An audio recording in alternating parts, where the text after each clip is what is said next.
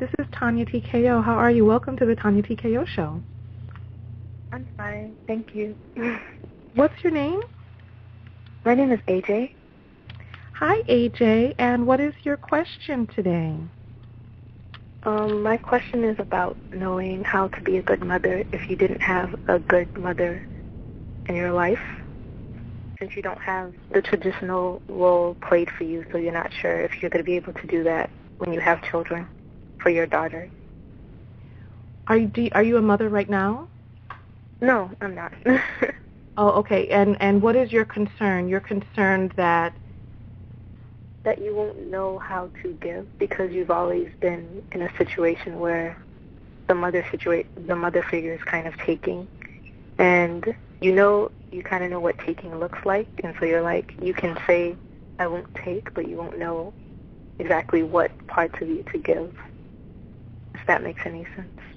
Yeah, well, you know what? That's actually a really good question, AJ, and it's something that a lot of people suffer from. And we have to first take a step back to your mom, and let's evaluate the relationship that you had with your mother, and what were some of the things that was impressed upon on your DNA. And you have to kind of take some time to really turn your focus onto these things, and realize that your mother was a human. Or is she still alive? Yeah, she is.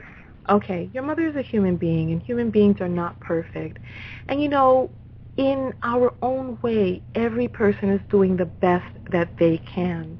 And if you examine your childhood, and I'm getting the feeling that if you looked over your childhood, that you will see certain things that you know to be a lie,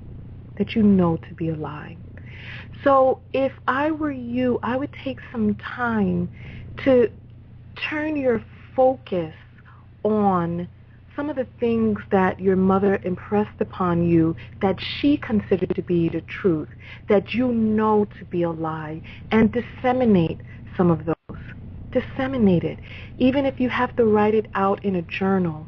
Because what ends up happening is, there's certain things that describe our truth to us when we're young, and how we get to know who we are and what it is that we are through the actions of other people, through the actions of our parents. I'll give you an example. Like, let's say there's a child who has school plays, right? And nobody shows up for their school plays.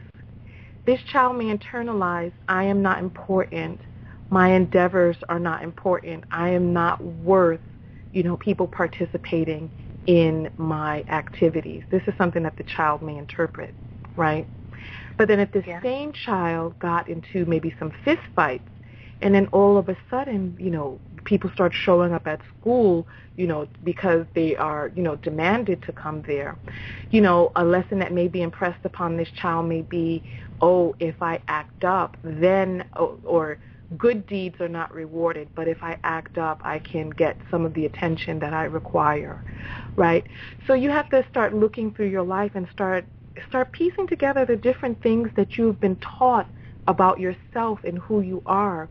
Like, let's say your mother used to beat you or whatnot. I'm not going to ask you to go into, specific details about what your mother did. But I'm getting the sense and the feeling that your mother was not well in some sort of way. And I'm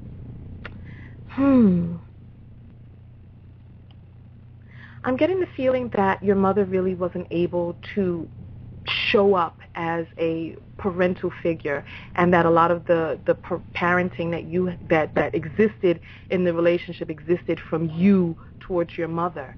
And so, and I'm going to say this, I think intrinsically, there are two different things that can happen. I think intrinsically we know what feels right to our spirits.